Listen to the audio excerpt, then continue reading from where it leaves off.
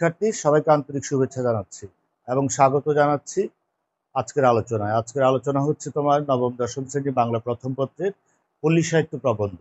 এই প্রবন্ধটি লিখেছেন ডক্টর মোহাম্মদ শহীদুল্লাহ। প্রথমে আসো ডক্টর মোহাম্মদ শহীদুল্লাহ সম্পর্কে আমরা জানি। তিনি এই যে বসিরহাট মহকুমা, এটা 24 পরগনার অন্তর্গত এবং পশ্চিমবঙ্গের এই পেয়ারা গ্রামে 10 জুলাই 1885 খ্রিস্টাব্দে তার জন্ম। তার শিক্ষা জীবন লক্ষ্য করো, তিনি 1904 সালে প্রবেশিকা মানে এসএসসি পরীক্ষা পাশ করেন হাওড়া জেলা স্কুল থেকে। 1906 সালে এফএ বর্তমানের এইচএসসি বা উচ্চ মাধ্যমিক সেটি পাশ করেন প্রেসিডেন্সি কলেজ থেকে কলকাতার। 1910 সালে বিএ অনার্স সংস্কৃত কলকাতা সিটি কলেজ থেকে। 1912 সালে এমএ তুলনামূলক ভাষাতত্ত্বের উপর কলকাতা বিশ্ববিদ্যালয় থেকে। এবং এরপরে কিন্তু তার কর্মজীবন শুরু হয়ে যায়। তো কর্মজীবনের ফাঁকে তিনি কি করেছেন সেটা আমরা পরবর্তীতে পড়ব। কর্মজীবনে কি করেছেন, 1928 সালে খেয়াল করো ডিলিট এবং ডিপ্লোমা ভাষাতত্ত্বে ডক্টরেট অফ লিটারেচার, এটি সোরবন বিশ্ববিদ্যালয় প্যারিস থেকে তিনি করেন, ডক্টরেট ডিগ্রিটা পান। তো কর্মজীবনে দেখো তোমার বই লেখা আছে, সুদীর্ঘ 30 বছর বাংলাদেশের বিভিন্ন কলেজ ও বিশ্ববিদ্যালয়ে বাংলা ভাষা সাহিত্যের অধ্যাপক এবং অধ্যক্ষ রূপে নিয়োজিত ছিলেন। তার কর্মজীবন শুরু হয়েছে স্কুল শিক্ষকতা দিয়ে। যশোর জেলা স্কুলে কিছুদিন শিক্ষকতা করেছেন। সীতাকুণ্ড সরকারি উচ্চ বিদ্যালয় যেটি আছে সেখানে কিছুদিন প্রধান শিক্ষকের দায়িত্ব পালন করেছেন। এবং ঢাকা বিশ্ববিদ্যালয়ের প্রতিষ্ঠাকালে 1921 সালে যখন ঢাকা বিশ্ববিদ্যালয় প্রতিষ্ঠা হয়, প্রতিষ্ঠা লগ্নে তিনি প্রভাষক হিসেবে যোগ দিয়েছিলেন ঢাকা বিশ্ববিদ্যালয়ে এবং দেশের বিভিন্ন কলেজ এবং বিশ্ববিদ্যালয়ে তিনি অধ্যাপনা করেছেন 30 বছর যাবৎ। তিনি সুপণ্ডিত এবং ভাষাবিদ ছিলেন, বহু ভাষাবিদ আমরা জানি। তার তিনি প্রায় 18টি ভাষা জানতেন। মুক্তবুদ্ধির অধিকারী, প্রাচীন ভাষা ও সাহিত্য সম্পর্কে দুরূহ ও জটিল সমস্যার যুক্তিপূর্ণ ব্যাখ্যা ও বিশ্লেষণে অসামান্য পাণ্ডিত্যের পরিচয় তিনি দিয়েছেন। তার কিছু উল্লেখযোগ্য গ্রন্থ দেখো, বাংলা ভাষার ইতিবৃত্ত, বাংলা সাহিত্যের কথা, এতে 2 খণ্ডে আছে। বাংলা ভাষার ব্যাকরণ বই লেখা আছে, তার ব্যাকরণ বইটির নাম হচ্ছে বাঙ্গালা ব্যাকরণ, আমি ব্র্যাকেটে লিখেছি এখানে। অন্যতম সম্পাদনার গ্রন্থের মধ্যে আছে যেগুলো তিনি সম্পাদনা করেছেন, বাংলাদেশের আঞ্চলিক ভাষার অভিধান, আলাউলের পদ্মাবতী, বিদ্যাপতি শতক প্রভৃতি। পত্রিকা সম্পাদনার ক্ষেত্রে দেখো, তিনি শিশু পত্রিকা আঙ্গুর এই পত্রিকাটি সম্পাদনা করতেন। এছাড়াও পাঠ্যপুস্তক, অনুবাদ ও নানা মৌলিক রচনায় তিনি দক্ষতার পরিচয় দিয়েছেন। তার মৃত্যু 13 জুলাই 1969 সাল ঢাকাতে। তো চলো আমরা এখন সরাসরি প্রবন্ধে চলে আসি। আচ্ছা, এখন আসো আমরা পল্লী সাহিত্য নিয়ে কথা বলি। এই প্রবন্ধটা তোমরা দেখে থাকবে যে প্রবন্ধটা অনেক তথ্যবহুল একটা প্রবন্ধ। তো প্রবন্ধটা আমি যেহেতু একটা ক্লাসে শেষ করতে চাচ্ছি, সুতরাং সরাসরি আমি পাঠ বিশ্লেষণে চলে যাব। তো তোমরা বইটা খুলে সামনে রাখলে একটু সুবিধা হবে। দেখো, এই পল্লী সাহিত্য এই প্রবন্ধটা এখানে সংকলন করা হয়েছে, নেওয়া হয়েছে কোত্থেকে। তিনি 1938 সালে পূর্ব ময়মনসিংহ সাহিত্য সম্মিলনের একাদশ অধিবেশনে সভাপতির ভাষণ দিয়েছিলেন। হ্যাঁ, এই ভাষণটা লিখিত রূপ হচ্ছে, এই ভাষণটার পরিমার্জিত রূপ হচ্ছে এই প্রবন্ধটা। অভিভাষণ বলা হয়েছে, অভিভাষণ ভাষণ এক কথা। তিনি সভাপতি হিসেবে যে ভাষণটা দিয়েছিলেন সে সাহিত্য সম্মিলনে, সেটিকে এই প্রবন্ধ আকারে এখানে নেওয়া হয়েছে। তো তাহলে এখন দেখো, এই প্রবন্ধটা তোমরা যখন পড়বে, এই প্রবন্ধ পড়ার পরে তোমাদের প্রশ্ন জাগবে, এই প্রবন্ধের মূল আলোচ্য বিষয়টা কি। এই প্রবন্ধের মূল আলোচ্য বিষয়টা হচ্ছে পল্লী সাহিত্যটা কি, পল্লী সাহিত্যের বিভিন্ন দিকগুলা তুলে ধরা হয়েছে। তারপরে এগুলো যে বিলুপ্ত হচ্ছে, এগুলো হারিয়ে যাচ্ছে, তার কারণটা তিনি উল্লেখ করেছেন এবং এগুলো সংগ্রহ ও সংরক্ষণ করার জন্য তিনি উদাত্ত আহ্বান জানিয়েছেন। তো এই হচ্ছে পল্লী সাহিত্য। আমি লিখেছি দেখো, পল্লী সাহিত্যের এটার প্রবন্ধটার আলোচ্য বিষয় হচ্ছে পল্লী সাহিত্যের বিশিষ্ট দিকগুলো, অবলুপ্তির কারণ এবং রক্ষার উপায়। তো পল্লী সাহিত্যের বিশিষ্ট দিকগুলো দেখো, তোমরা দেখে থাকবে গীতিকা, উপকথা, রূপকথা, বাধাবলী, ডাক ও খনার বচন, প্রবাদ প্রবচন, ছড়া এবং পল্লী গান। তো প্রথমে আসো আমরা প্রথম অনুচ্ছেদ বা প্রথম প্যারাতে কি দেয়া আছে। প্রথম প্যারাতে তিনি কি বলেছেন যে পল্লীগ্রামে শহরের মতো গায়ক নেই, বাদক নেই, নর্তক নেই। কি আছে? এখানে চারদিকে কোকিল আছে, দোয়েল আছে, ঠিক আছে, তারপরে পাপিয়া আছে, প্রভৃতি পাখির কলগান আছে, পাতার মর্মর শব্দ আছে। তারপরে এই যে সবুজ শস্যের এই দোলা আছে, সবুজ শস্যের ভঙ্গিময় হিলাদুলা আছে। তো এই যে নর্তক নেই, কিন্তু সবুজ শস্যের ভঙ্গিময় হিলাদুলা আছে। তারপরে দেখো এই যে গায়ক নাই, ঠিক আছে, কিন্তু এই যে পাখির যে কলগান, কলগান হচ্ছে মিষ্টি মধুর শব্দ, সেটি আছে। বাদক নেই, ঠিক আছে, কিন্তু কি আছে, পাতার মর্মর শব্দ আছে, নদীর কুলকুল ধ্বনি আছে, সেটিও যেন এক ধরনের বাজনা বা রিদম বা এখানে একটি এই বাদকের মতো এটি কাজ করে থাকে। অর্থাৎ এরপরে তিনি বলেছেন পল্লীর প্রত্যেক পরতে পরতে, এই শব্দটা পল্লীর প্রত্যেক পরতে পরতে, পরতে পরতে অর্থাৎ স্তরে স্তরে সাহিত্য ছড়িয়ে আছে, প্রত্যেক পরতে পরতে। তো তিনি বলেছেন আমরা বায়ু সাগরে ডুবে আছি, আমরা বায়ুর মধ্যে বসবাস করি, যার কারণে আমরা বায়ুর অস্তিত্বটা অনেক সময় অনুভব করি না। ঠিক একইভাবে পল্লীর এই বিশাল সাহিত্য প্রাচুর্যের মাঝে আমরা অবস্থান করলে, যদিও করে থাকি, কিন্তু এই সাহিত্য এবং সাহিত্যের উপকরণগুলো ঠিক আমরা উপলব্ধি করতে পারি না। এইটি বলে তিনি এই প্রবন্ধটা শুরু করেছেন। তাহলে এখানে প্রথম অনুচ্ছেদে আমরা লক্ষ্য করি পল্লী সাহিত্যের ব্যাপকতা বা এই তোমার ব্যাপ্তি, ঠিক আছে, এটি এটি এটি আমরা পল্লী সাহিত্যের ব্যাপকতা বা ব্যাপ্তি, এটি কিন্তু প্রথম অনুচ্ছেদে আমরা লক্ষ্য করি। এরপরে আসো দ্বিতীয় অনুচ্ছেদ। দ্বিতীয় অনুচ্ছেদে কি বলা হয়েছে? দ্বিতীয় অনুচ্ছেদে এই যে গীতি কাহিনী কবিতা, বা এটাকে আমরা বালাট বলি, বা গীতি কাহিনী কবিতা, গীতি কাহিনী কবিতা, এটির কথা বলা হয়েছে। তো এখানে তিনি বলেছেন শ্রদ্ধেয় ডক্টর দীনেশচন্দ্র সেনের কথা বলেছেন। তো তার সম্পর্কে চলো আমরা একটু দেখি তোমার বইয়ে কি লেখা আছে। ডক্টর দীনেশচন্দ্র সেন, দেখো, ডক্টর দীনেশচন্দ্র সেন ইনি বাংলা ভাষা ও সাহিত্যের গবেষক এবং সাধক।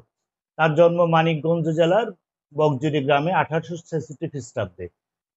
1334 বঙ্গাব্দে তিনি সর্বপ্রথম বঙ্গভাষা ও সাহিত্য গ্রন্থে বাংলাদেশের লোক সাহিত্যের গৌরব ও মর্যাদা সাহিত্যের দরবারে তুলে ধরেন। তার সম্পাদনায় এবং চন্দ্রকুমার দে কর্তৃক সংগৃহীত, চন্দ্রকুমার দে অর্থাৎ চন্দ্রকুমার দে সংগ্রহ করেছেন ময়মনসিংহ গীতিকা, এই যে ময়মনসিংহ গীতিকা এবং পূর্ববঙ্গ গীতিকা কলকাতা বিশ্ববিদ্যালয় থেকে প্রকাশিত হয়। তার উল্লেখযোগ্য মৌলিক গ্রন্থ হচ্ছে রামায়ণী কথা, বৃহৎবঙ্গ, বেহুলা, ফুল্লরা, জড়ভরত প্রভৃতি। তার মৃত্যু হচ্ছে 1939 খ্রিস্টাব্দে। তাহলে আমরা যে কথাটা বলছিলাম যে ময়মনসিংহ গীতিকার কথা, তিনি বলেছেন ডক্টর মোহাম্মদ শহীদুল্লাহ যে ডক্টর দীনেশচন্দ্র সেন, শ্রদ্ধেয় ডক্টর দীনেশচন্দ্র সেন ময়মনসিংহ গীতিকা সংগ্রহ করে দেখিয়েছেন সাহিত্যের কি অমূল্য খনি লুকিয়ে আছে পল্লীর কোণে, পল্লীর নিভৃত কোণে অমূল্য খনি বলা হচ্ছে, অমূল্য খনি। এটি এই কাজটা করে দেখিয়েছেন তিনি, যে ময়মনসিংহ গীতিকা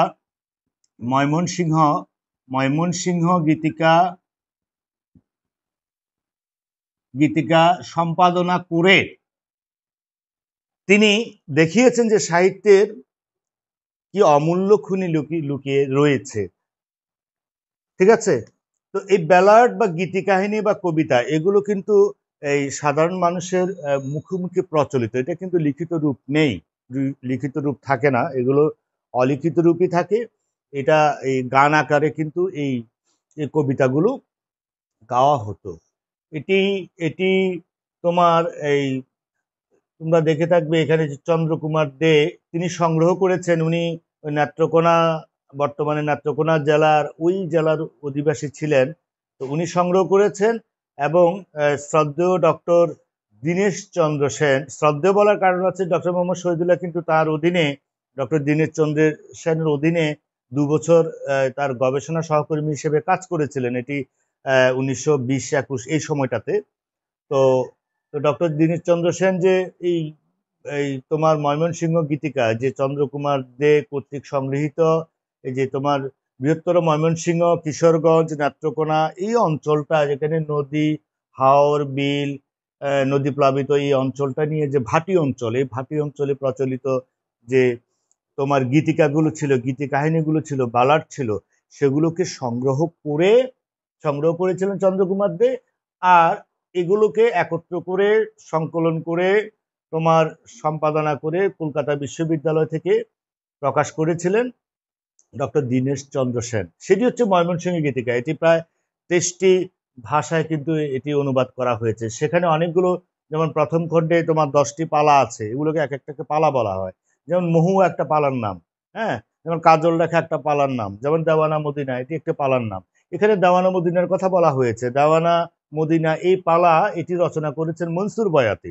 মনসুর বয়াতির কথা এখানে কবি প্রবন্ধকার বলেছেন যে মনসুর বয়াতি যে দেওয়ানা মদিনা রচনা করেছেন, সেই দেওয়ানা মদিনার সৌন্দর্যে অভিভূত হয়েছেন পাশ্চাত্যের সাহিত্যিক রোমারোলা পর্যন্ত। রোমারোলা হচ্ছে যে কি ফরাসি সাহিত্যিক, দার্শনিক। তিনি 1915 সালে নোবেল পুরস্কার পেয়েছিলেন। এই রোমারোলা সম্পর্কে তোমার বইয়ে টিকা দেয়া আছে।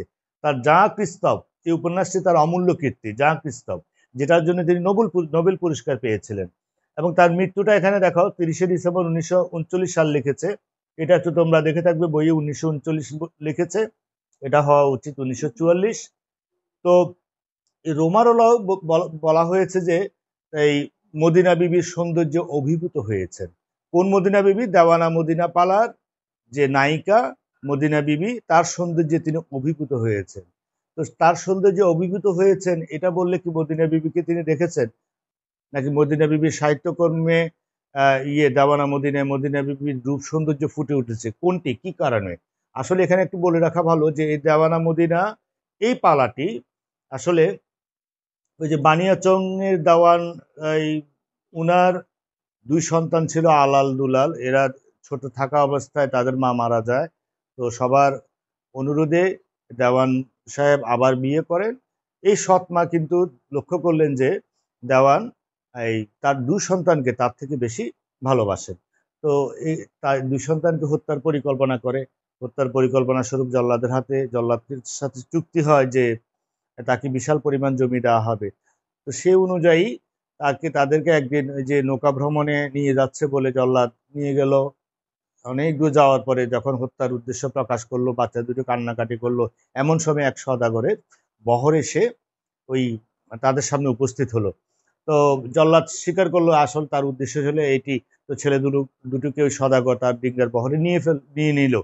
নেয়ার পরে এই ছেলে দুটোকে নিয়ে তারা যখন বাণিজ্যালয়ে তাদের ডিঙ্গার বহর যাচ্ছে, একটা পর্যায়ে গিয়ে তারা ওই এক জায়গাতে এক গৃহস্থ থেকে প্রচুর পরিমাণে ধান কিনলো। সেই ধানের মূল্য হিসাবে ছেলে দুটোকে দিয়ে দিল। তো গৃহস্থ কি করলো, একটা ছেলেকে মাঠে রাখলো, মাঠের কাজকর্মের জন্য আলালকে রেখে দিল, আর দুলালকে তার সাথে বাড়িতে নিয়ে গেল। এই দুলালের প্রায় সমসাময়িক একটা তার ওই গৃহস্থের মেয়ে ছিল, তার নাম হচ্ছে মদিনা। এই মদিনা এবং দুলাল তারা ওই তোমার তার খেলার সঙ্গী হলো। একজন একসাথে বড় হতে লাগলো। তারপর আস্তে আস্তে তাদের মধ্যে প্রেমের সম্পর্ক হলো এবং বিয়ে হলো। তাদের একটা ছোট বাচ্চা হলো, ওর বাচ্চাটার নাম হচ্ছে জামাল। আর এদিকে আলাল কি করলো, আলাল অনেক আগে পালিয়ে গেছে সেখান থেকে। তার এই গৃহস্থের চাষাবাদের কাজকর্ম ভাল লাগে না, সে চলে পালিয়ে গিয়ে আরেকটা দেওয়ানের অধীনে কাজ করতে লাগলো। সেখানে প্রায় অনেক বছর ধরে কাজ করলো। সেই দেওয়ান ভাবলো কি ব্যাপারে, আলাল ছেলেটা খুব দেখতে শুনতে বেশ ভালো, এত বছর কাজ করলো, কোনো টাকা পয়সা চাইলো না, নিল না, তাকে একটু ডাকে জিজ্ঞেস করি।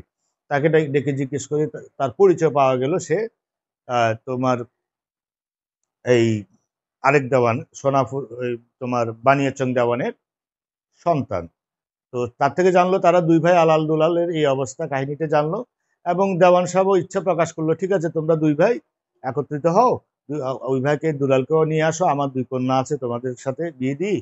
আর এই আলাল ইচ্ছা প্রকাশ করলো তার এই পিতার দেওয়ানিটা আবার পুনরুদ্ধার করতে। সে অনুযায়ী তার থেকে শতাধিক লোকবল নিয়ে পৈতৃক দেওয়ানিটা উদ্ধার করলো। উদ্ধার করার পরে ভাইয়ের উদ্দেশ্যে রওনা দিল ভাইকে খোঁজার জন্য। দুলালের কাছে আসলো। দুলালের কাছে আসার পরে দুলাল ভাইকে অনেক বছর পেয়ে অভিভূত হয়ে গেল, সবকিছু ভুলে গেল। আলাল বলল, চলো এই এই এই গেরস্থের সংসার করা থেকে আমরা দেওয়ান পরিবার, দেওয়ান আমি রক্ষা করব।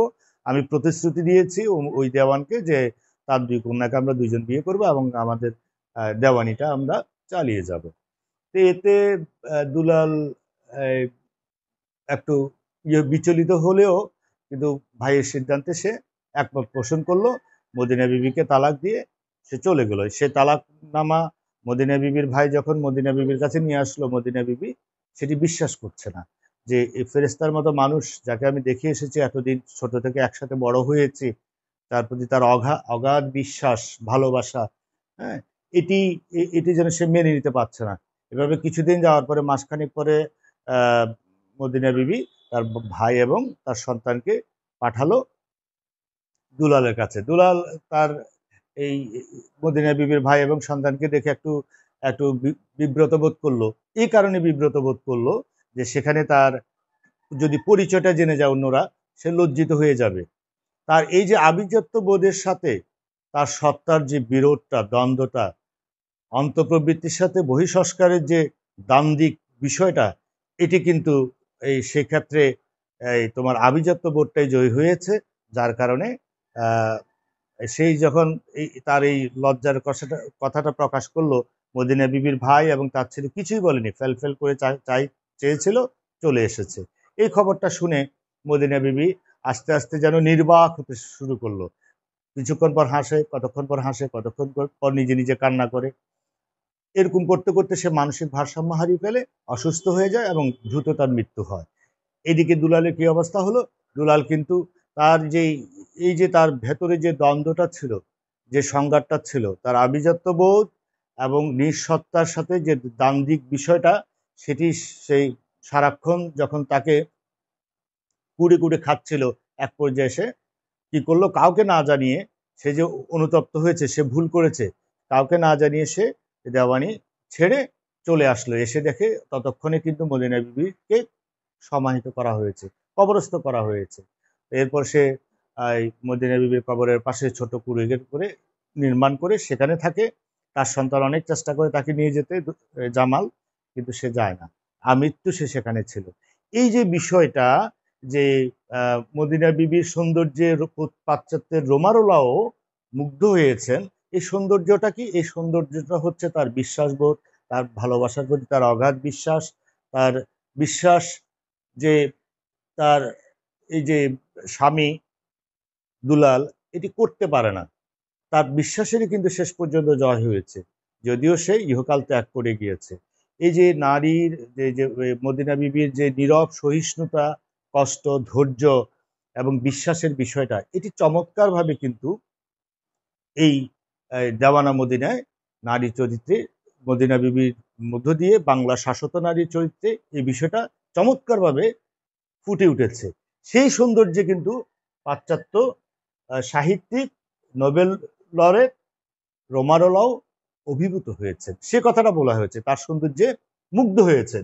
এখন প্রবন্ধকারের আহ্বান হচ্ছে স্বেচ্ছাসেবক দলের প্রতি, ভলেন্টারি দলের প্রতি, কে আছে যে এই মদিনা বিবি, দেওয়ানা মদিনার মতো গাথা, পালা গাথা, বালার্ড বা গীতি কাহিনী যারা রচনা করেছেন, তাদেরকে কে এভাবে, যারা পল্লীর নিবৃত কোণে লুকিয়ে আছেন, তাদেরকে তুলে এনে গবেষণা করে তাদেরকে তুলে এনে বিশ্ব সাহিত্যের দরবারে পরিচয় করিয়ে দেবেন, এমন স্বেচ্ছাসেবক দলের প্রতি প্রবন্ধকারের আহ্বান। ঠিক আছে, এরপরে আসো তৃতীয় অনুচ্ছেদে এই তোমার উপকথা এবং রূপকথার কথা বলা হয়েছে। উপকথা এবং রূপকথা, ফ্যাবলস উপকথাগুলো এবং ফেয়ারি টেলস রূপকথাগুলো। এই যে উপকথার মধ্যে থাকে আসলে একটা নীতিবাক্য, একটা নীতিকথা থাকে, এটাই বিভিন্ন পশু পাখি বা প্রাণীর চরিত্রের মধ্য দিয়ে এই গল্পটা এগোয়। আর রূপকথা তো আমরা জানি। তো এই উপকথা বা ফ্যাবলস এবং রূপকথা বা ফেয়ারি টেলস, এগুলো কথা বলা হয়েছে।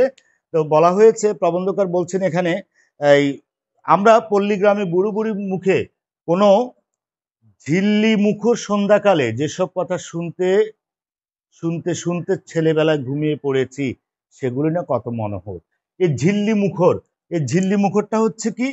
এই ঝিল্লি হচ্ছে তোমার এই ঝিঝি পোকা, ঝিল্লি, ঝিঝি পোকা, ঝিঝি পোকা, এই এই পোকার শব্দ ঝিঝি যখন করে, এই সেই সন্ধ্যায় ঝিল্লি মুখর সন্ধ্যাকালে যেসব কথা শুনতে ছেলেবেলায় ঘুমিয়ে পড়েছে, সেগুলো খুবই চমৎকার ছিল, চমকপ্রদ ছিল। আমরা আরব্য উপন্যাসের কথা জানি। এই তোমার আরব্য উপন্যাস বা আলফু লায়লা বা হাজার রজনীর গল্প, সে আরব্য উপন্যাসের হাজার রজনীতে হাজারগুলো গল্প ছিল, যেগুলো পৃথিবীর বিভিন্ন ভাষায় অনুদিত হয়েছে। ফরাসি কবি আতোয়া গালাত যে এগুলো প্রথম সংকলন করেছিলেন, এবং পৃথিবীর বিভিন্ন ভাষায় এগুলো অনুদিত হয়েছে। এগুলো বিভিন্ন সাহিত্যকর্মে ব্যবহৃত হয়েছে, চলচ্চিত্রে ব্যবহৃত হয়েছে। তো এই গল্পগুলোর মধ্যে দুটো গল্পের কথা এখানে উল্লেখ করা হয়েছে। আলাদিনের আশ্চর্য প্রদীপের কথা তোমরা জানো, তোমার বইয়ে টিকা দেওয়া আছে। তারপরে ধরো আলীবাবা 40 চোর, এগুলোর কথা বলা হয়েছে। তো এগুলো হচ্ছে কিন্তু আমার সেই আমরা যে ঘুম পাড়ানির যে গল্পগুলো বা ঝিল্লি মুখর সন্ধ্যাকালে যেই এই পাড়ার যে দাদা দাদি নানি মা এদের থেকে যে গল্পগুলো শুনে শুনে আমরা ঘুমিয়ে পড়তাম ছেলেবেলায়, সেগুলোর মূল্য কিন্তু কম নয়। সেই উপকথা বা রূপকথাগুলোর মূল্য কিন্তু কম নয়। তো বলছে আধুনিক শিক্ষার কর্মনাশা স্রোতে এগুলো বিস্তৃতির অতল গর্ভে হারিয়ে যাচ্ছে। কেন হারিয়ে যাচ্ছে? আধুনিক শিক্ষার কর্মনাশা স্রোতে। আধুনিক শিক্ষায় যে এখনকার বলছেন যে এই আধুনিক মায়েরা কিন্তু আর বলেন না বাচ্চাদেরকে, তার শিশুদেরকে, যে এখনকার মায়েরা আধুনিক শিক্ষিত জননীরা রাখালের পিঠা গাছের কথা, রাক্ষসপুরী ঘুমন্ত রাজকন্যার কথা কিংবা পঙ্খিরাজ ঘোড়ার কথা এগুলো শুনেন না। তারা বলেন আরব উপন্যাসের গল্প কিংবা ল্যাম্পস টেলস ফ্রম শেক্সপিয়ার। যে ল্যাম্পস টেলস ফ্রম শেক্সপিয়ার, অর্থাৎ এই যে চার্লস ল্যাম্প কি টেলস হচ্ছে গল্প, শেক্সপিয়ার থেকে নেওয়া যে গল্পগুলো চার্লস ল্যাম্পস তিনি কিশোরদের উপযোগী করে নতুনভাবে এগুলোকে লিখেছেন, সেগুলোর অনুবাদগুলো শোনান। তো শেক্সপিয়ারকে আমরা জানি যে ইংরেজি সাহিত্যের সবচেয়ে বড় কবি এবং নাট্যকার, পৃথিবীর সবচেয়ে বড়, যাকে শ্রেষ্ঠ নাট্যকার বলা হয়। তিনি গোটা জীবনে 37টা নাটক লিখেছেন এবং 200-র অধিক সনেট জাতীয় কবিতা লিখেছেন, আর কিছু করেননি, কিন্তু এতেই তিনি অমরত্ব লাভ করেছেন। তো তার সে 37টা নাটক থেকে প্রায় 20টা নাটকের এই অনুবাদ চার্লস ল্যাম্পস নিজের মতো করে সহজ করে কিশোরদের জন্য লিখেছেন। সেই গল্পগুলোকে বলা হয় ল্যাম্পস টেলস ফ্রম শেক্সপিয়ার। তো এগুলো আধুনিক শিক্ষিত জননীরা বর্তমানে প্রবন্ধকার বলছেন এগুলোর অনুবাদ করা গল্পগুলো কিংবা আরব্য রজনীর গল্পগুলো শোনান। কিন্তু আমাদের সেই উপকথা, আমাদের সেই রূপকথাগুলোর কিন্তু এগুলোর থেকে কম ছিল না। আধুনিক শিক্ষার কর্মনাশা স্রোতে এগুলো বিস্তৃতির অতল গর্ভে হারিয়ে যাচ্ছে। এবং তিনি বলছেন কারণে কি হচ্ছে, আমাদের সুদূর অতীতের সাথে এগুলো অতীতের সাক্ষী। কোনগুলো? এই যে উপকথা এবং রূপকথাগুলো সুদূর অতীতের আমাদের সাক্ষী। সেই সাক্ষী স্বরূপ এই রূপকথা বা উপকথাগুলোর সাথে আমাদের সম্বন্ধ বা সম্পর্কটা লুপ্ত হচ্ছে, হারিয়ে যাচ্ছে। আমরা যেহেতু এগুলো চর্চিত হচ্ছে না, এই বর্তমান প্রজন্মের বা তারও একটু আগের প্রজন্মের এই শিক্ষিত মায়েরা যেহেতু তাদের সন্তানদেরকে আমাদের সেই উপকথা এবং রূপকথাগুলো শোনাচ্ছেন না, এগুলো অতীতের সাক্ষী, সেটার সাথে আমাদের যে সম্পর্ক বা সম্বন্ধ সেটি লোপ পাচ্ছে, সেটি হারিয়ে যাচ্ছে। এখন প্রবন্ধকার বলছেন কোনো প্রত্নতাত্ত্বিক যদি গবেষণা করে দেখিয়ে দিতে পারতেন, প্রত্নতাত্ত্বিক কি দেখো, প্রত্নতাত্ত্বিক এই যে এদিকে খেয়াল করো, প্রত্নতাত্ত্বিক তোমার বই লেখা আছে পুরাতত্ত্ববিদ, যিনি প্রাচীন লিপি, মুদ্রা বা ভগ্নাবশেষ থেকে পুরাকালের তথ্য নির্ণয় করেন। এরকম কোনো প্রত্নতাত্ত্বিক যদি গবেষণা করতেন, তাহলে তিনি দেখিয়ে দিতে পারতেন যে বাংলার নিভৃত কোণের কোনো পিতামহী মাতামহীর গল্প ভারতীয় উপমহাদেশের অন্য প্রান্তে কিংবা ভারত উপমহাদেশের বাইরে সিংহল বা শ্রীলঙ্কা, সুমাত্রা, জাভা, কম্বোডিয়া প্রভৃতি স্থানে এমনিভাবে প্রচলিত আছে। হয়তো এশিয়ার বাইরে ইউরোপ খণ্ডে লিথুনিয়া কিংবা ওয়েলসের কোনো পল্লী রমণী এখনো হুবহু বা রূপান্তরিতভাবে এই গল্পগুলো আমাদের সন্তানদের তাদের ছেলে নাতিপোতাকে শোনাচ্ছে। প্রবন্ধকারের আহ্বান হচ্ছে, কে আছে এই উপকথাগুলো সংগ্রহ করে তাদের অবশ্যম্ভাবী ধ্বংসের হাত থেকে রক্ষা করবে? তার আহ্বান কে আছে, এমন কে আছে যে এই উপকথাগুলোকে সংরক্ষণ করে তাদের অবশ্যম্ভাবী ধ্বংসের হাত থেকে রক্ষা করবে? ঠিক আছে। এরপর আরেকটা তথ্য দেওয়া আছে এখানে, ইউরোপ এবং আমেরিকা দেশে বড় বড় বিদ্বানদের সভা আছে, এটাকে বলা হয় ফকলোর সোসাইটি। এই যে খেয়াল করো, ফকলোর সোসাইটি, ইউরোপ আমেরিকানদের, হ্যাঁ খেয়াল করো ফকলোর সোসাইটির কথা কি বলা হয়েছে এখানে। তাদের কাজ হচ্ছে এসব সংগ্রহ করা এবং অন্য সভ্য দেশের উপকথার সাথে সাদৃশ্য নিয়ে বিচার করা, এগুলো নৃতত্ত্বের মূল্যবান উপকরণ বলে গৃহীত হয়। এই যে ফকলোর সোসাইটি, খেয়াল করো খুব গুরুত্বপূর্ণ একটা বিষয়, যে সমিতি লোকশিল্প ও গান, উৎসব অনুষ্ঠান ও খেলাধুলার উপাদান সংগ্রহ করে এবং প্রচারের জন্য নানা কাজ করে থাকে, উহাকে ফকলোর সোসাইটি বলে। এই সমিতি লোকসাহিত্য সংরক্ষণ ও গবেষণার কাজে নিয়োজিত। উইলিয়াম থমস ফকলোর কথাটার উদ্ভাবক এবং তার নামানুসারে এই সমিতিটার নাম হচ্ছে ফকলোর সোসাইটি। 1848 সালে সর্বপ্রথম লন্ডনে এই সমিতি গঠিত হয়। তাহলে ফকলোর সোসাইটির কাজ আমরা কি দেখলাম? ফকলোর সোসাইটির কাজ হচ্ছে তোমার এই এইসব উপকথাগুলো সংগ্রহ করা এবং অন্য সভ্য দেশের সাথে উপকথাগুলো সাদৃশ্য নির্ণয় করা, এগুলো নৃতত্ত্বের মূল্যবান উপকরণ বলে পণ্ডিত সমাজে গৃহীত হয়। নৃতত্ত্বটা খেয়াল করো, নৃতত্ত্ব, এই যে আরেকটা নৃতত্ত্ব হচ্ছে অ্যানথ্রোপোলজি। নৃতত্ত্ব মানুষের উৎপত্তি ও বিকাশ সংক্রান্ত বিজ্ঞান, এটাকে বলা হয় নৃতত্ত্ব। ঠিক আছে, এগুলো নৃতত্ত্বের উপাদান হিসেবে গৃহীত হয়। কোনগুলি?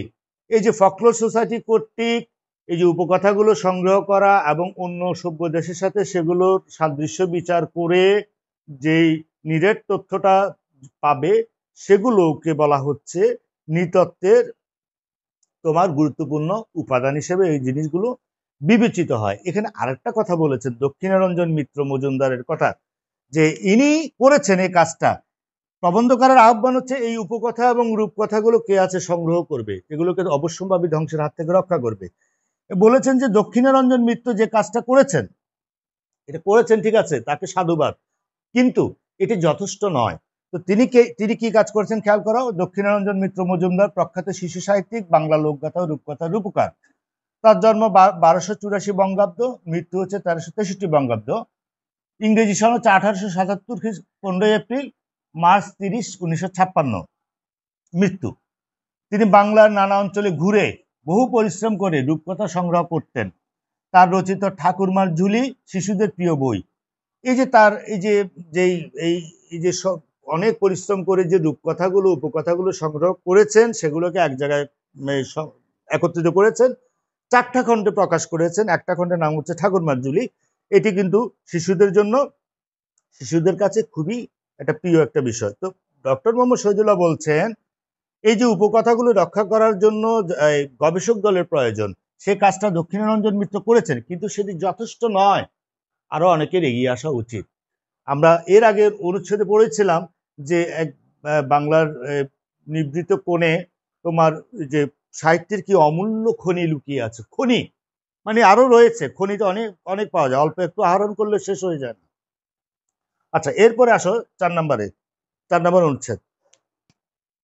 এরপরে 4 এবং 5 নম্বর অনুচ্ছেদে আমরা এখানে প্রবন্ধকে শুরু করেছেন, আমরা শেক্সপিয়ার পড়েছি 5E for fun, I smell the blood of a British man।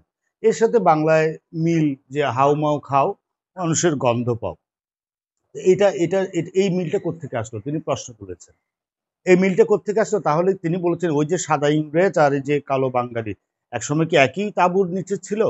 অর্থাৎ এটা গবেষকদের গবেষণার বিষয়, এখানে গবেষণা প্রয়োজন। এটা কোত্থেকে আসলো এই সাদৃশ্যতা? ঠিক আছে, এরপরে আমরা ইয়ের কথা বলেছি তোমার, এই যেমন দাঁত থাকতে দাঁতের মর্যাদা নেই। হ্যাঁ, তা এই প্রবাদ বাক্যগুলো আমরা জানি, যে এই ধরি মাছ না ছুঁই পানি, আপনি বাঁচলে বাপের নাম, এই বিভিন্ন প্রবাদ প্রবচন। তাহলে আমরা এখানে দেখলাম যে এই প্রবাদ প্রবচনটা খেয়াল করো, যেটা দীর্ঘদিন থেকে চলে আসছে। প্রবাদ, এটা রচয়িতাকে ঠিকই আমরা জানি না, হ্যাঁ, যেটা দীর্ঘ সময় থেকে মানুষের মুখে মুখে চলে আসছে। আর প্রবচন প্রকৃষ্টের উপর বচন, এটি নিশ্চয়ই কারো বচন হবে, কথা হবে। তো প্রবাদ প্রবচনটা একরকম হয়ে গেছে।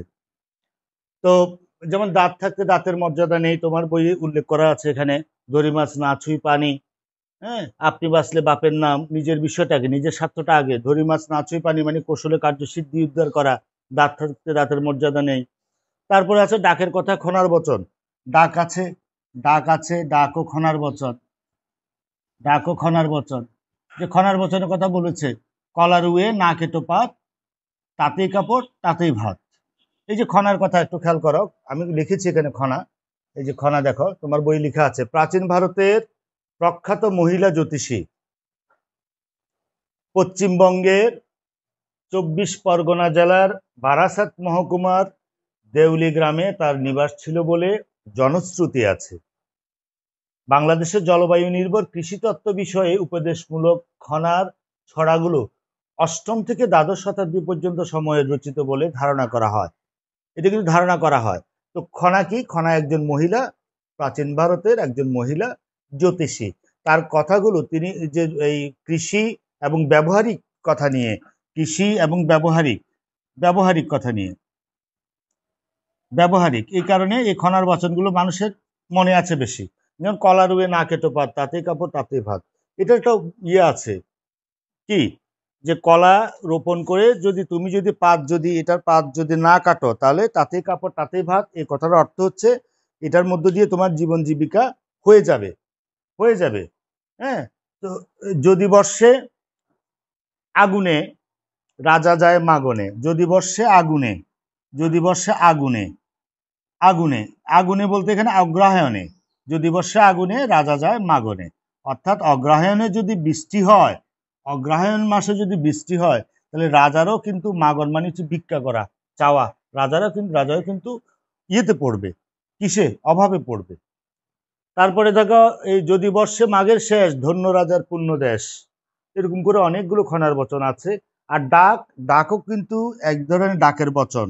হ্যাঁ, ডাক সম্পর্কে দেখো লিখেছি, প্রাচীন বাংলার একজন বচনকার বলে কথিত, যিনি মন্ত্রসিদ্ধ ও তন্ত্রশাস্ত্রে অভিজ্ঞ।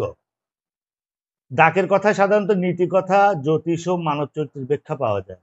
যেমন যে যায় লঙ্কা সে হয় রাবণ, ধর্মের ঢাক আপনি বাজে। ঠিক আছে, এইভাবে ডাক ও খনার বচনগুলো, যেহেতু এগুলো লিখিত আকারে সংরক্ষণ করা হচ্ছে না, এগুলো এই লোক মুখে মুখে এগুলো প্রচলিত হয়ে আসছে বংশ পরম্পরায় যুগের পর যুগ। তো এখানে প্রবন্ধকার বলছেন যে এই তোমার খুব একটা গুরুত্বপূর্ণ কথা, যে প্রবাদ বাক্যে এবং ডাক ও খনার বচনে কত যুগের ভূয় দর্শনের পরিপক্ক ফল সঞ্চিত হয়ে আছে, কে তা অস্বীকার করতে পারে? এই যে ভূয় দর্শন, খেয়াল করো, প্রচুর দেখা ও শোনার মাধ্যমে অর্জিত অভিজ্ঞতা। অনেক দেখা এবং শোনার মাধ্যমে যে অভিজ্ঞতা আমরা অর্জন করি, সেটাকে বলা হয় ভূয় দর্শন। এই যে প্রবাদ বাক্য, ডাক এবং খনার বচনের মধ্য দিয়ে বলা হচ্ছে যে কি, আমরা অনেক যুগের পর যুগ আমরা দেখে শুনে আমাদের যে অভিজ্ঞতা হয়েছে, অভিজ্ঞতা লব্ধ জ্ঞান এগুলো। হ্যাঁ, তো এগুলোর মধ্যে বলা হচ্ছে এই কে তা অস্বীকার করতে পারে? কেউ পারে না। শুধু তাই নয়, জাতির পুরনো ইতিহাসের অনেক গোপন কথা এর মধ্যে খুঁজে পাওয়া যায়। জাতির পুরনো ইতিহাসের অনেক গোপন তথ্য কিন্তু এর মধ্যে কথাও পাওয়া যায়। যেমন পিড়ে বসে প্যাড়োর খবর, তোমার এখানে দেওয়া আছে, পিড়ে বসে প্যাড়োর খবর, প্যাড়োর খবর, পিড়ে বসে প্যাড়োর খবর মানে পিড়ে বসে, পিড়ে হচ্ছে যে কি বারান্দা, ঘরের বারান্দা, প্যাড়ো হচ্ছে এটা পান্ডুয়ার অপভ্রংশ রূপ। পান্ডুয়া একসময় পান্ডুয়ার অপভ্রংশ রূপ, পান্ডুয়ার অপভ্রংশ রূপ, অর্থাৎ পান্ডুয়া থেকে প্যাড়ো হয়েছে। পিড়ে বসে, পান্ডুয়া একসময় বাংলার রাজধানী ছিল। তো সুতরাং এই যে ঘরের বারান্দায় বসে রাজধানীর খবর, এই যে পান্ডুয়া, এখানে অতীত ইতিহাসের খবরও কিন্তু আমরা পাই। ঠিক আছে, তাহলে এই যে কে এই প্রবাদ বাক্য, ডাক, খনার বচনগুলি সংগ্রহ করে তাদের চিরকাল জীবন্ত করে রাখবে আহ্বান করেছেন, কে করবে এই কাজটা? স্বেচ্ছাসেবক দলের প্রয়োজন। ঠিক আছে, এরপরে আসো 7 নম্বর অনুচ্ছেদে বলা হচ্ছে এখানে ছড়ার কথা। ছড়া, কথা ছেলে মেয়েরা ছড়া কাটতো। যেমন রোদ হচ্ছে, এই বৃষ্টি হচ্ছে, রোদের সময় যখন বৃষ্টি হয়, রোদ হচ্ছে, পানি হচ্ছে, খ্যাকশিয়ালের বিয়ে হচ্ছে, এগুলোকে বলছে সরস প্রাণের জীবন্ত উৎস। সরস প্রাণের জীবন্ত উৎস মানে হচ্ছে প্রাণে এগুলো এই আমাদের স্পন্দন করে, প্রাণকে স্পন্দিত করে, আমাদেরকে সজীব করে তোলে। সেজন্য বলা হচ্ছে সরস প্রাণের জীবন্ত উৎস হচ্ছে ছড়াগুলো।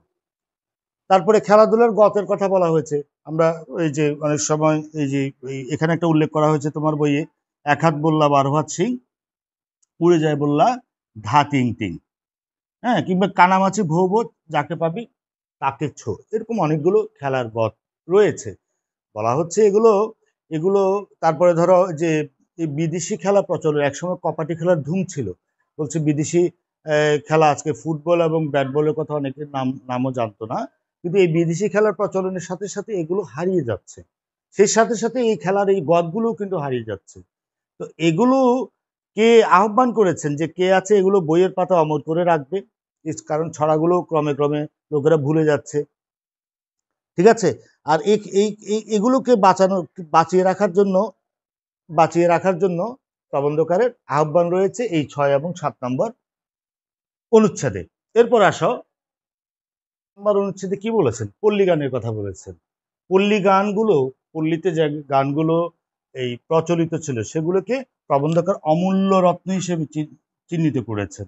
এই গানগুলো সাহিত্যের একটি অমূল্য সম্পদ, যেমন জারি, ভাটিয়ালি, রাখালি, মারফতি প্রভৃতি গান। তো এই গানগুলোর মধ্যে কত প্রেম, আনন্দ, সৌন্দর্য, তত্ত্বজ্ঞান ওতপ্রোতভাবে জড়িত রয়েছে, সেটা সেটা উপলব্ধি করার বিষয়। সেটা সেটা সেটা আমাদেরকে মানে মর্মে মর্মে ধারণ করতে হবে। আমরা এই জন্যে আমাদের গবেষক দরকার, যে এই যে যে গানগুলো এখন হারিয়ে যাচ্ছে। যেমন এখানে একটা গানের কথা বলা হয়েছে যে মন মাঝি তোর বৈঠা নেড়ে আমি আর বাইতে পারলাম না, এটা ভাটিয়ালি গান। ঠিক আছে। তো মন মাঝি তোর বৈঠা নেড়ে আমি আর বাইতে পারলাম না, এই গানটির সাথে প্রবন্ধকার বলছেন, লেখক বলছেন, শহরে গানের কি তুলনা হতে পারে? আসলেই নয়। তো সুতরাং এই পল্লী গানগুলো বাংলার এই পল্লী সাহিত্যের অমূল্য রত্ন বিশেষ।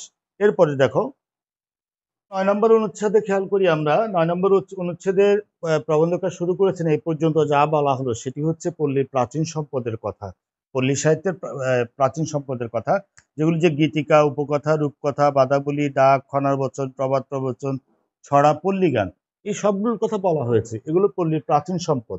বলা হচ্ছে যে আধুনিক এই এখনো যে এই পল্লীর যে এই প্রাচীন সাহিত্যকর্ম, এটা শেষ হয়ে গেছে বা এখন আর দেওয়ার কিছু নেই বাংলা সাহিত্যে, এমনটি কিন্তু নয়। এবং তিনি পল্লী সাহিত্য এবং শহরের সাহিত্যের মধ্যে একটা তুলনামূলক চিত্রটা এখানে এই অনুচ্ছেদে নিয়ে এসেছেন। সাহিত্যের ভাণ্ডারে দান করবার মতো পল্লীর নতুন সম্পদের অভাব নেই।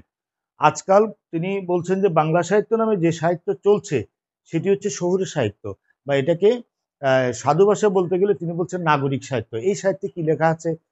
রাজা রাজরার কথা লেখা আছে, তারপরে এই তোমার এই সাহেব বিবির কথা লেখা আছে, বিজলি বাতির কথা লেখা আছে, মোটর গাড়ির কথা লেখা আছে, থিয়েটারের কথা লেখা আছে, চায়ের বাটিতে ফু দেবার কথা লেখা আছে, এগুলো লেখা আছে। এগুলো নিয়ে অনেক গল্প, উপন্যাস, কবিতা লেখা হচ্ছে। কিন্তু পল্লীর যে এই গৃহস্থ, পল্লীর যে এই জেলে, পল্লীর যে কৃষক, পল্লীর যে মুটে মজুর, এদের জীবন নিয়ে, জীবিকা নিয়ে, এদেরকে নিয়ে তেমন কোনো লেখা নাই। ঠিক আছে। তো সুতরাং বলছেন এটিকে এই নাগরিক সাহিত্য, তাদের সুখ দুঃখ, তাদের পাপ পুণ্য, তাদের আশা আকাঙ্ক্ষার কথা কজন মাথা কামাচ্ছে? আমাদের বিশ্ববরেণ্য কবি সম্রাট এই কবিগুরু রবীন্দ্রনাথ ঠাকুর সম্পর্কে বলেছেন, তিনিও এই মানে এই যে রাজশাহীতে থাকা অবস্থায় তিনি তো জমিদারি দেখাশোনা করতেন। তো আসলে এই বাংলার বাংলার পল্লী সমাজ, বাংলার মানুষের জীবন জীবিকা নিয়ে এটি নিয়ে এটি এই বিষয়টা তাকে ভাবিয়েছিল। তাদের দুঃখ দুর্দশা, তাদের জীবন নির্বাহ, এই সবগুলো নিয়ে তিনি কষ্ট পেতেন। কিন্তু তিনি রাজশাহী থাকা অবস্থায় যে 1300 বঙ্গাব্দে যে এবার ফিরাও মোরে, এই কবিতাটি লিখেছিলেন। কিন্তু লেখার পরেও আবার তিনি সেই এই আগের ইয়েতে চলে গেছেন। ঠিক আছে, সেখান থেকে বের হতে পারেননি। তো এই প্রবন্ধকার সে কথাটা এখানে বলেছেন। এই বিশ্বকবি, কবি সম্রাট, ইনিও কিন্তু এই কি করেছেন, এবার ফিরাও মোরে বলে আবার পুরনো পথে নাগরিক সাহিত্য নিয়ে ব্যস্ত ছিলেন। তো ধান গাছে তক্তা হয় কিনা এখন শহরের লোকেরা এটা জানলেও পাড়াগাঁয়ের জীবন তাদের কাছে এখনো এক অজানা রাজ্য। সেটা কারো কাছে একেবারে পচা জঘন্য, আর কারো কাছে চাঁদের জ্যোৎস্না দিয়ে ঘেরা। তারা পল্লীর মর্মকথা কি করে জানবেন? যারা এই পল্লী এই সম্পর্কে ধারণাই নেই, পল্লীর মানুষ সম্পর্কে যাদের এই কোনো ন্যূনতম ধারণা নেই, তারা কি করে লিখবেন? সুতরাং লিখার জন্য দরকার তাদেরকে আগে জানতে হবে। এই জন্য একটা পরামর্শ, শহুরে সাহিত্যের বালাখানার পাশে, এই যে খেয়াল করো, শহুরে সাহিত্যের বালাখানার পাশে গেঁয়ো সাহিত্যের জোড়া বাংলা ঘর তুলতে হবে। বালাখানা হচ্ছে প্রাসাদ, শহুরে সাহিত্যের যে প্রাসাদ আছে, অট্টালিকা আছে, শহুরে সাহিত্যের আসলে যে বাংলা সাহিত্য নামে যেটা চলছে তার 15 আনাই কিন্তু শহুরে সাহিত্য, 1 আনা হচ্ছে যে কি তোমার এই পল্লী সাহিত্য। সুতরাং এই ওইটা যেহেতু সমৃদ্ধ, 15 আনা পার্সেন্টেজ শতকরা হিসাব করো তুমি, 16 ভাগের 15 ভাগ, তাহলে বিশাল। ওইটিকে বালাখানা বলছে, প্রসিদ্ধ বলছে, ওইটাকে কুড়িঘর বলছে। সুতরাং প্রবন্ধকার বলছেন যে শহুরে সাহিত্যের বালাখানার পাশে গেঁয়ো সাহিত্যের জোড়া বাংলা ঘর তুলতে হবে, না হলে কিন্তু ভারসাম্যপূর্ণ হবে না। ঠিক আছে? তো আজকাল উনি একটা কথা বলেছেন, ইউরোপ আমেরিকাতে যে প্রোলিটারিয়েট সাহিত্য বেশ জনপ্রিয় হচ্ছে, মানুষ এটিতে মুগ্ধ হচ্ছে, এই সাহিত্যটা সমাদৃত হচ্ছে। প্রোলিটারিয়েট সাহিত্যটা কি? যে অত্যাচারিত শ্রমজীবী দুঃখী মানুষের জীবন নিয়ে যে সাহিত্য, সেটি হচ্ছে প্রোলিটারিয়েট সাহিত্য। তো প্রবন্ধকারের লেখকের আহ্বান যে কোথায় সেই পল্লীর কবিরা, উপন্যাসিকেরা, সাহিত্যিকেরা, তাদেরকে আহ্বান করেছেন, তোমাদেরকে এগিয়ে আসতে হবে। কেন? এই শহুরে পল্লী সাহিত্যের এই বিশাল যে সম্পদ, যে ভান্ডার, যে সুপ্ত যে ভান্ডার, সেটিকে বিকশিত করার জন্য এবং বাংলা সাহিত্যকে সমৃদ্ধ করার জন্য। এরপরে দেখো অনুচ্ছেদে কি বলেছেন, 10 নম্বর অনুচ্ছেদে বলেছেন পল্লীর এই সাহিত্য কর্মগুলো, সাহিত্য উপাদানগুলো, এগুলো পল্লীর সন্তানদের সবার সাধারণ সম্পত্তি, সবার। এখানে সবার অধিকার আছে, এখানে হিন্দু, মুসলমান, বৌদ্ধ, খ্রিস্টান এরকম কোনো ভেদাভেদ নেই, বা ধনী গরিব এরকম কোনো ভেদাভেদ নেই। ঠিক আছে? আর পল্লীর আলো বাতাস যেমন যেমন সবার জন্য, উনি উদাহরণ দিয়েছেন। এখানে বলা হয়েছে যে ত্রিস্তন্যের সন্তান মাত্রেরই অধিকার, সেরূপ এই পল্লী সাহিত্যে পল্লীজনীন হিন্দু মুসলমান সকলেরই সমান অধিকার। এরপরে সর্বশেষ দেখো উপসংহারে প্রবন্ধকার কি বলছেন। উপসংহার বলেছেন, উপসংহারটা আমরা এখান থেকে পড়ে শোনাই। বলা হচ্ছে এক বিরাট পল্লী সাহিত্য বাংলা ছিল, তার কঙ্কাল বিশেষ কিন্তু এখনো আছে, একদম শেষ হয়ে যায়নি। সময়ের ও রুচির পরিবর্তনে সেটি অনাদৃত হয়ে ধ্বংসের পথে দাঁড়িয়েছে। নেহাত সেকেলে পাড়াগাঁয়ের লোক ছাড়া সেগুলোর আর কেউ আদর করে না। কিন্তু একদিন ছিল যখন নায়ের দাড়ি মাঝি থেকে গৃহস্থের বৌঝি পর্যন্ত, বালক থেকে বুড়ো পর্যন্ত, আমির থেকে গরিব পর্যন্ত সকলকে এগুলো আনন্দ উপদেশ বিলাতো। যদি পল্লী সাহিত্যের দিকে পল্লীজননী সন্তানেরা মনোযোগ দেয়, তবেই আমার মনে হয় এরূপ পল্লী সাহিত্য সবার আয়োজন সার্থক হবে। নচেত এ সকল কেবলই ভুয়া, কেবলই ফক্কিকার মানে হচ্ছে ফাঁকিবাজি। উনি যে ওই যে ময়মনসিংহ সাহিত্য সম্মেলন, একাদশ সাহিত্য সম্মেলনের অধিবেশনে সভাপতির ভাষণ দিচ্ছিলেন, সেখানে কনক্লুডিং লাইনগুলো বলেছেন যে পল্লীর সন্তানেরা যদি মনোযোগ দেয়, তবেই মনে হবে যে পল্লী সাহিত্য সভার আয়োজনটা সার্থক হয়েছে, নতুবা এই আয়োজন করে, এই সভা করে কোনো লাভ হবে না। ঠিক আছে? তাহলে আমরা লক্ষ্য করলাম এক নজরে যে প্রবন্ধটির আলোচ্য বিষয়ের পল্লী সাহিত্যের বিশিষ্ট দিকগুলো নিয়ে কথা বলা হয়েছে বিভিন্ন অনুচ্ছেদে। এগুলোর অবলুপ্তির কারণগুলো আমরা জানি যে আমাদের অবহেলা, সংরক্ষণের অভাব, গবেষকদের অভাব, এই কারণে অবলুপ্তি হচ্ছে।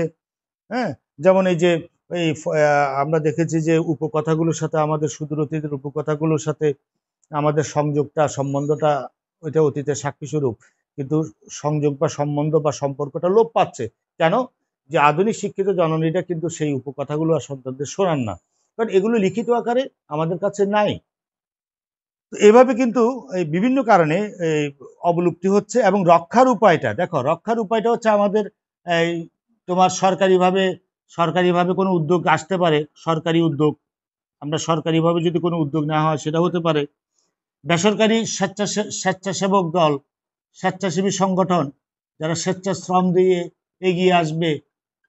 ঠিক আছে? যে ফকলোর সোসাইটির মতো এরকম কোনো সোসাইটি, ফকলোর সোসাইটির কথা আমরা পড়েছি, এই ফকলোর সোসাইটির মতো এরকম কোনো সোসাইটি গঠন করে কিন্তু আমরা, হ্যাঁ, আর ব্যাপক গবেষণা, এটা নিয়ে ব্যাপক গবেষণা কর্ম, এই কাজগুলো করলে কিন্তু আমরা এই পল্লী সাহিত্যগুলো পল্লী সাহিত্যের অবলুপ্ত প্রায় উপাদানগুলো রক্ষা করতে পারি, সংরক্ষণ করতে পারি এবং পল্লী সাহিত্যকে বিকশিত করার মধ্য দিয়ে, সমৃদ্ধ করার মধ্য দিয়ে পক্ষান্তরে বাংলা সাহিত্যকে সমৃদ্ধ করা এবং বাংলা সাহিত্যের অবস্থানকে বিশ্ব দরবারে উচ্চ আসনে নিতে পারি।